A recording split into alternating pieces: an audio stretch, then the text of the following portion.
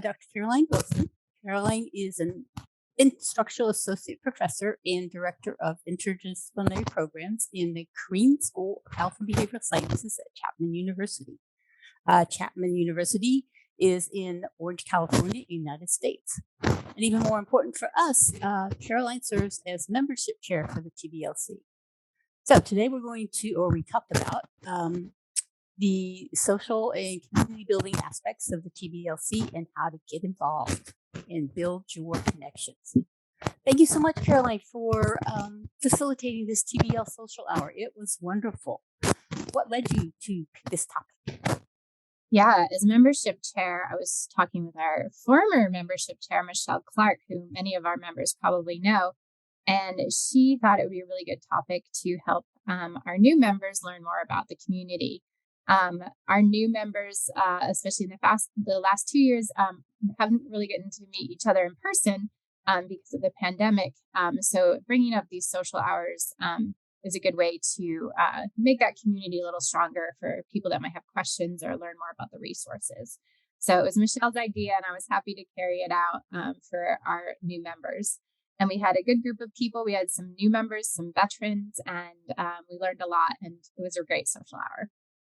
I really enjoyed it. It was nice to, because of the pandemic, I haven't gotten to see several of the people that joined us today, Paul Hyde, and, it was really nice to be able to see them, even for me who has known them from quite a while back, as well as to meet some of the new people. What are some of the highlights for you of the conversation that we had? I'm going to share my screen real quick because one of the things we spent a lot of time on were just perks of your membership to the TBLC. And so for those of you that are watching, you can hold up your camera to capture this QR code if you have a smartphone, and then it'll send you to a hyperlink where you can see a letter that has some of the highlights. And also you can go through these slides right here with this URL, short URL.at/IQS23. And you can look through some of the slides of what we covered. And the main highlights here were just going over the resources that the community provides and the collaborative provides, including research and scholarship opportunities, mentorship opportunities. And we also broke down a module and showed how even modules outside of your discipline could be really useful for your team-based learning module development by looking at, different resources built within the module, like pre-work types and learning to write objectives, and looking at how RAT questions are written and different styled questions for the application exercises. So hopefully it was very helpful for our new members, and our veterans had typed in a lot about their opportunities and experiences as well. Is there anything that surprised you that it came up? We had, some really great suggestions from some of the people that have been practicing team-based learning for quite a while. One fun thing that Paul Hadid had mentioned is this important book in his pedagogy journey, which is The Courage to Teach by Parker Palmer. And I thought that was really useful tip for some of our new members, is thinking about how to make their teaching impactful by reading a book that might not be team-based learning focused, but might have other information that really helps inspire new teachers. Some other important surprises was just thinking about the importance of backward design. I hadn't really thought too much about organizing this meeting in a way to talk about the principles of team-based learning, but I think it's important for any new team-based learning members, collaborative members, to remember the importance of backwards design in their module design and their TBL. So I think that was an important reminder in our meeting today, as to, when we're looking at a fully developed module, we see the pre-work, the RATs, and then the application exercises.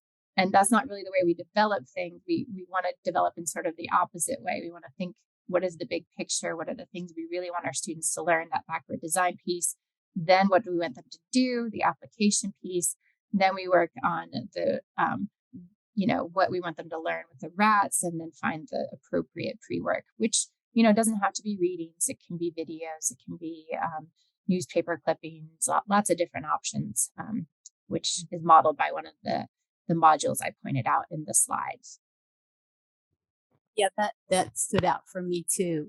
With that importance of backwards design. That's always been one of the things that I've really appreciated about, the many things that I had to learn sort of on my journey into TBL, and, through continuing to use TBL. That's always been one of the things that was, it just really changed how I approach teaching, switching from, I need to cover this content because it's in the book, and that's what I'm trying to do, is to teach what's in the book. Switching from thinking that sort of way to thinking, well, what is it I want my students to be able to do when they're done? And yeah, that was an important thing for me. Some other things that stood out for me in the conversation today was the importance of this community building, the social hour, the meetings, the interactions that people have as part of the being part of the team-based learning collaborative, the chance to say, hey, this isn't working, can you give me some feedback on it, or this is working, isn't this cool, or all that sort of stuff that we have when we do this day to day. That's one of the main things that's benefit, the sort of the unwritten benefit that you get out of being part of the TBLC. Yeah, and I think if you have one of those burning questions, you can write to our Dear Appy, which is part of our monthly newsletter, and get some feedback on these questions you might have. You can do it anonymously. It doesn't have to be with your real name if you're embarrassed, but there's no bad questions, right? We are all trying to learn. We're all still learning. Even though I'm a trainer consultant, I'm still learning every day about the team-based learning and how to do things differently, do things better. And that's really speaking of the trainer consultants, that was another thing that came up, is that there are people that you can reach out to if you really do have some questions and need some help and need some eyes on, that sort of thing, that you can do that. Along with any brand new members, we have a new member mentorship program. And so for the first year of your membership, really, reach out to somebody to ask for those immediate questions and hopefully get some good answers. Yeah. So interesting that, people talked a little bit about do specific parts of TBL. So, the idea of doing the simultaneous report, whether you do that using something like NT Dashboard, or you do it using something like the, ABCD cards. There are tweaks that even those of us who've been doing it a while can learn, like the idea of having table stands so they put their cards in, and you don't have to remember now, what did I see across this room? What was over there? They're actually still there on the table cards for you. So yeah, and that's really important in the large classes. And we had several members of the social hour today who teach in large classes and find TBL to be very, very useful for large classes. But that was a great suggestion about putting the cards in the restaurant style folders so that you could easily I also like see the them. comment that Paul Hydet made that,